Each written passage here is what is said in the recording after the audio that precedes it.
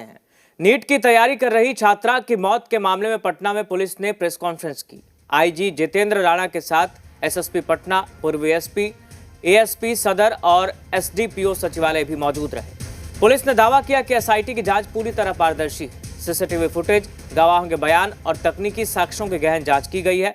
लेकिन press conference के दौरान सवाल जवाब से पहले ही आईजी के नो क्वेश्चन कहते ही सभी अधिकारी बाहर निकल गए। इसके बाद पुलिस पर एक तरफा ब्रीफिंग और मीडिया के सवालों से बचने के आरोप लगे हैं। शुरुआती दिन से ही पुलिस जिस थ्योरी पर चल रही थी, एसआईटी की जांच भी उसी दिशा में जाती दिख रही है। पुलिस ने यह भी माना है कि यौन हिंसा की संभावना से इनकार नहीं किया जा सकता। पीड़ित परिवार द्वारा दिए गए कपड़ों में से एक पर इस पर मिलने की पुष्टि हुई है। हालांकि पूरे मामले में जांच की निष्पक्षता और पारदर्शिता को लेकर सवाल अब भी बने हुए हैं।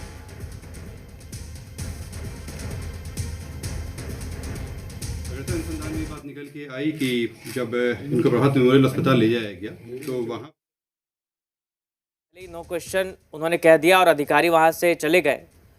पुलिस का कहना सभी तकनीकी साक्ष्यों के आधार पर जांच चल रही है, जांच प्रक्रिया पारदर्शी है, आगे की कार्रवाई की जा रही है। नीट छात्रा की मौत मामले पर यह बड़ा अपडेट।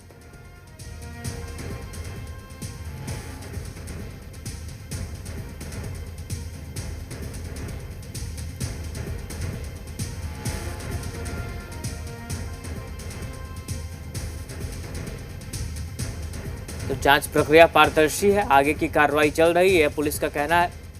हालांकि परिवार पुलिस की जांच से संतुष्ट नहीं है और पुलिस पर कई तरह के आरोप लगा रहा है।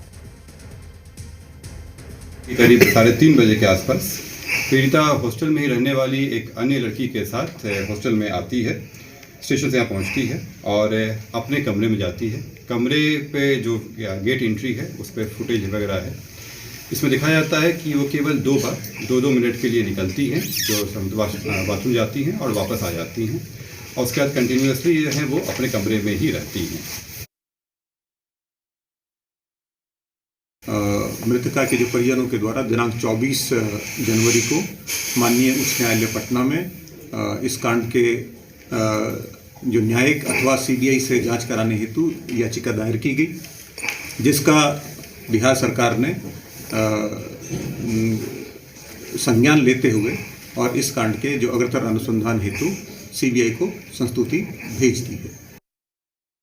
जांच के दौरान विधि विज्ञान प्रयोगशाला में भेजे गए पीड़िता के वस्त्रों में से एक अंतवस्त्र में से वीर्य होने का प्रमाण मिले हैं, जिसे वैज्ञानिक रूप से एफएसएल के द्वारा डीएनए सीक्वेंसिंग किया जा रहा है। एसआईटी टीम के द्वारा जांच का दायरा बढ़ाते हुए माननीय न्यायालय से आदेश प्राप्त करने के पश्चात अन्य संभावित संदिग्धों का डीएनए सैंपलिंग कराया जा रहा है। मिली है, डायरी का भी विश्लेषण किया गया है। डायरी में जो उन्होंने जो बातें लिखी है उससे ये पीड़िता की मानसिक स्थिति एवं उनके जो परिस्थिति थी घटना होने के पूर्व, उसके बारे में महत्वपूर्ण जानकारी मिलती है। डायरी को भी एफएसएल जांच के लिए भेजा जा रहा है।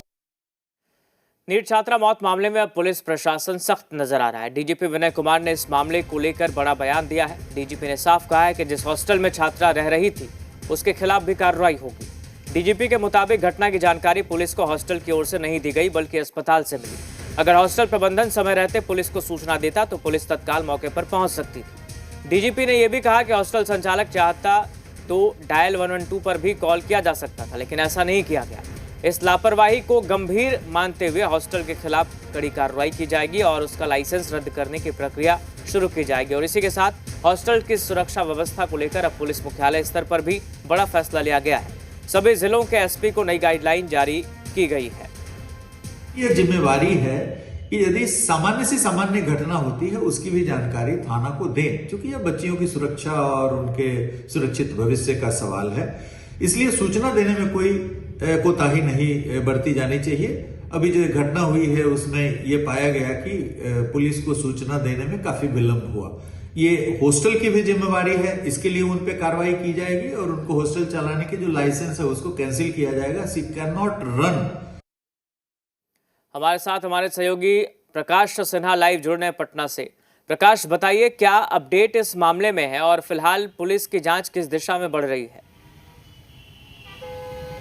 देखिए राहुल, बता दें कि नीट छात्रा मौत मामले में जुड़े जो है बुधवार के दिन जो है आईजी पटना के द्वारा प्रेस वार्ता रखा गया और तमाम एसआईटी के द्वारा जो भी अब तक जांच की गई थी उन तमाम बिंदुओं को जो है मीडिया के सामने प्रस्तुत किया गया और बारी बारी से जो है सभी चीज़ों को मीडिया के सामने रखा गया। सबसे पहले पटना एसएसपी ने बताया कि छात्रा जिस दिन 5 जनवरी के दिन जब अपने हॉस्टल के कमरे से 2 बार निकली थी और उसका सीसीटीवी फुटेज में जो है वो सारी चीज़ें जो है वो कैद हो गई थी। उसके बाद छात्रा अपने रूम से बाहर नहीं निकली। दूसरी जो पूर्वी एसपी ने बताया कि छात्रा जब 5 जनवरी के दिन जो है जहानाबाद से अपना पटना पहुंची थी, अब पटना के बाद पटना पहुंचने के बाद जो है जिस ऑटो में सवार होकर वो हॉस्टल पहुंची थी उस ऑटो चालक का भी जो है एसआईटी के द्वारा बयान दर्ज कर लिया गया है। साथ ही साथ सचिवालय एसडीपीओ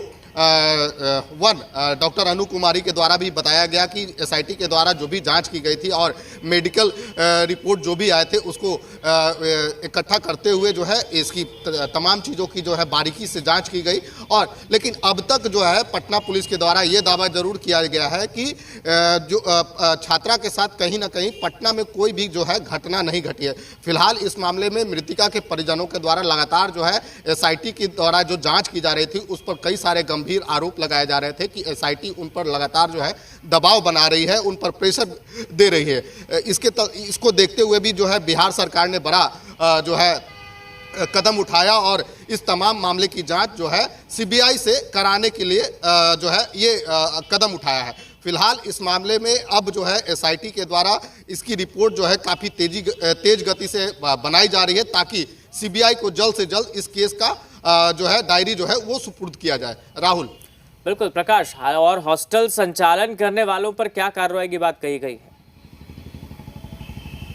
वहीं नीट छात्रा मौत के बाद जो है बिहार के डीजीपी विनय कुमार ने बड़ा कदम उठाया और जितने भी जिले में हॉस्टल संचालक हैं जो अपने हॉस्टल को चला रहे हैं उन जिले के तमाम एसपी को ये निर्देश दिया गया है कि तमाम सुरक्षा के दृष्टिकोण से जो भी हॉस्टल में रहने वाले छात्र हैं उनकी सुरक्षा को देखते हुए सभी सुरक्षा दृष्टिकोण से वहाँ मानकों का जो है बखूबी पालन किया जाए, क्योंकि हॉस्टल के गलती के कारण जो है इस तरह का मामला जो है वो काफ़ी बढ़ गया। इसके देखते हुए जो है डीजीपी विनय कुमार ने ये कदम उठाया और साथ ही जो शंभू गर्ल्स हॉस्टल है उसके बारे में भी जो है बताते हुए कहा है कि उसका भी जो है लाइसेंस जो है वो रद्द किया जाएगा। कहीं ना कहीं हॉस्टल संचालक के द्वारा गलती की गई। अगर इस तरह की घटना ये गलती समझने में काफ़ी देर नहीं कर दी पुलिस ने। पुलिस का कहना है कि इस घटना की जानकारी हॉस्पिटल से मिली और हॉस्टल संचालक ने नहीं दी, तो ये समझने में काफ़ी देर नहीं पुलिस ने कर दिया। परिजन तो इसको लेकर लगातार सवाल उठा रहे थे कि हॉस्टल संचालक पर कोई कार्रवाई नहीं हो रही है। देखिए राहुल, ये इन्हीं सब चीज़ों को जो है पुलिस अब बारीकी से जो है हर चीज़ों को देख रही है और समझ रही है।